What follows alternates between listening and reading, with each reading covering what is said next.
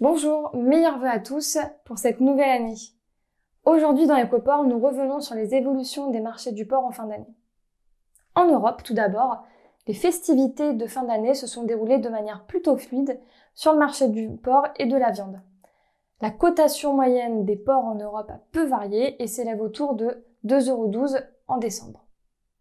La demande avant Noël a été dynamique, autant de la part des abatteurs découpeurs que des transformateurs. Le commerce intra-européen s'est révélé du coup plutôt solide. Le marché, toujours face à une offre en porc bien réduite par rapport aux années passées, a trouvé ses débouchés. Depuis la mi-octobre, les prix directeurs au nord de l'Europe nous interpellent par leur immobilisme. La cotation Vion aux Pays-Bas est restée inchangée durant plus de 12 semaines jusqu'à début janvier. En Allemagne, c'est pareil, la référence VEZG reste fixée depuis le mois d'octobre. Plus récemment, en fin de mois et courant janvier, la demande des industriels et des consommateurs devrait se tarir. Le marché traite les reports d'abattage liés aux fériés et les stocks de viande sont suffisants pour répondre à la fois au rythme de production habituellement plus calme des transformateurs et au ralentissement annuel de la consommation après les fêtes. Une chose à noter en ce début d'année, c'est les perturbations au nord de l'Europe liées notamment par d'intenses mouvements de grève en Allemagne. On s'attend à ce que le marché du porc soit perturbé. Du côté de la France, la cotation au cadran a légèrement augmenté au début du mois de décembre, avant de se stabiliser à 1,78 €. Le prix perçu par les éleveurs français se trouve ainsi à un niveau similaire par rapport au mois précédent, autour de 1,95 €.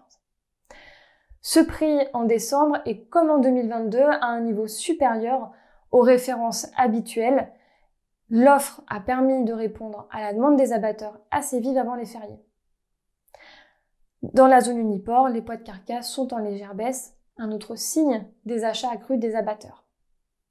De l'autre côté du monde, le marché américain est lui toujours dans la tourmente. La fin d'année n'aura pas épargné ce marché et le secteur peine à maintenir la consommation de porc en raison de l'inflation et de la réduction du pouvoir d'achat. Les prix du porc à la production baissent massivement, moins 7% en un mois.